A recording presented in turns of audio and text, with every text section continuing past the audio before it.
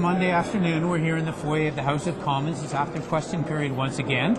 And I'm delighted to have as my guest Elizabeth May, who is the leader of the Green Party. Now, I asked you guys over the weekend if you'd have some questions for Elizabeth.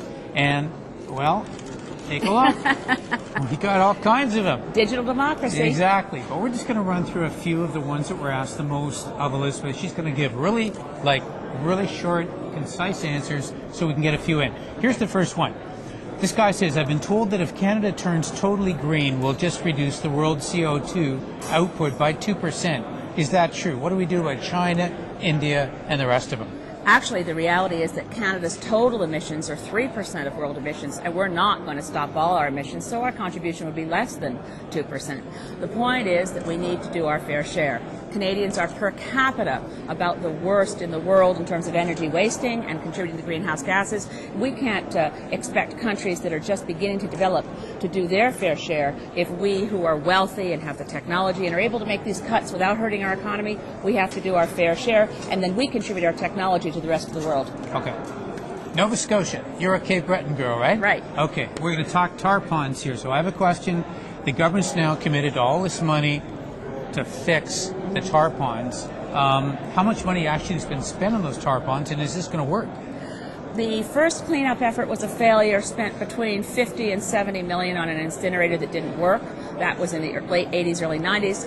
Then there was a process called the Joint Action Group that spent another $60 million, did not clean up anything. The new commitment is $400 million, $280 million federal, $120 million provincial, and they have selected a technology which has been proven not to work. It is burying the tar-like sludge in concrete, and in the bench scale technology testing, you can stir in the concrete, but it does not harden. So we're now, I wish passionately that both federal and provincial governments would follow the recommendations of the Joint Panel Environmental Assessment Review, which said don't spend the money until you've gone through these steps to prove that what you're going to do can work.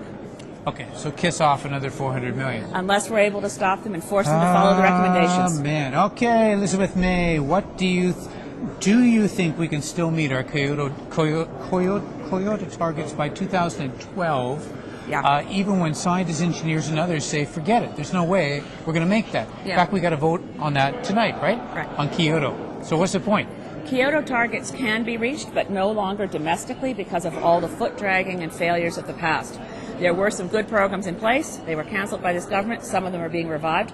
But we've been saying in the environmental community, before I became the Green Party leader since 2004, that we were losing the opportunity to meet our targets entirely domestically. That means we should do our very level best. We're committed under an international treaty, and it does matter to the atmosphere.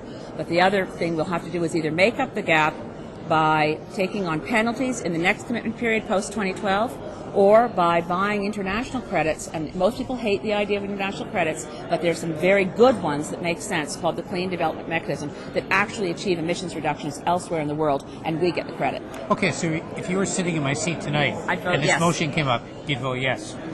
Okay, interesting. Got a question here about signage, electric signage. The question is, if cities and towns limited electric store, business, and commercial signs, especially late at night, would it make any difference? It would, and particularly the amount of lighting in large cities is not just in signage, but in leaving office buildings all lit up at night. That does contribute to a real pull on the electricity grids around throughout Canada.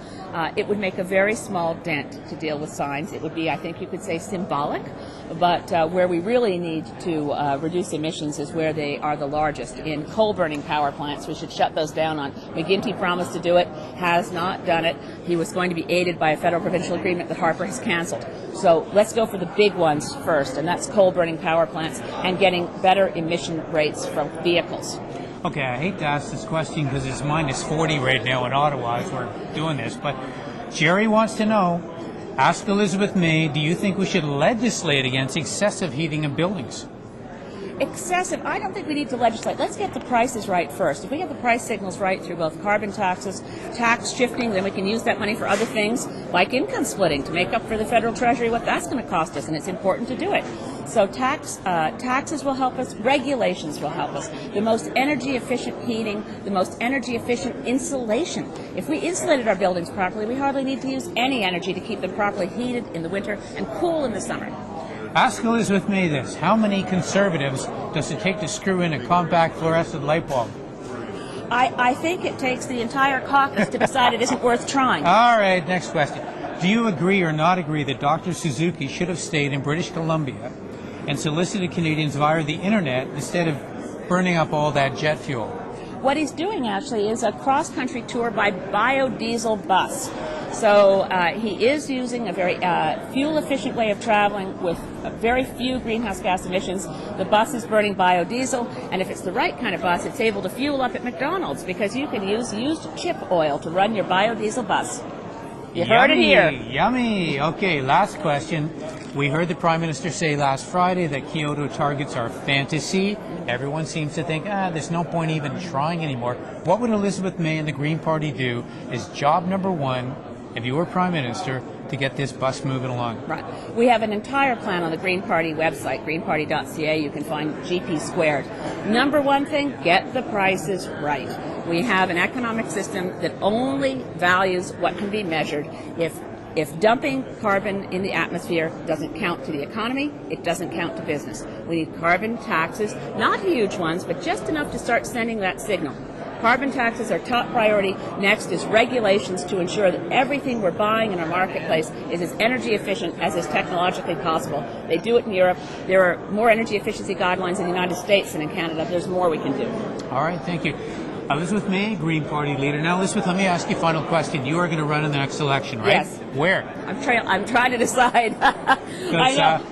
You ran in London. I you ran did in very London. well, I but love you're, running like you say, you want to go From and Nova fix Scotia. the tar ponds, right? Yeah. So what's it going to be? I'm looking at Cape Breton-Canso, Sydney Victoria, or Central Nova. Wow. Because I figure Peter MacKay could use some competition. She wants to be a giant killer. Well, go big or go home. All right.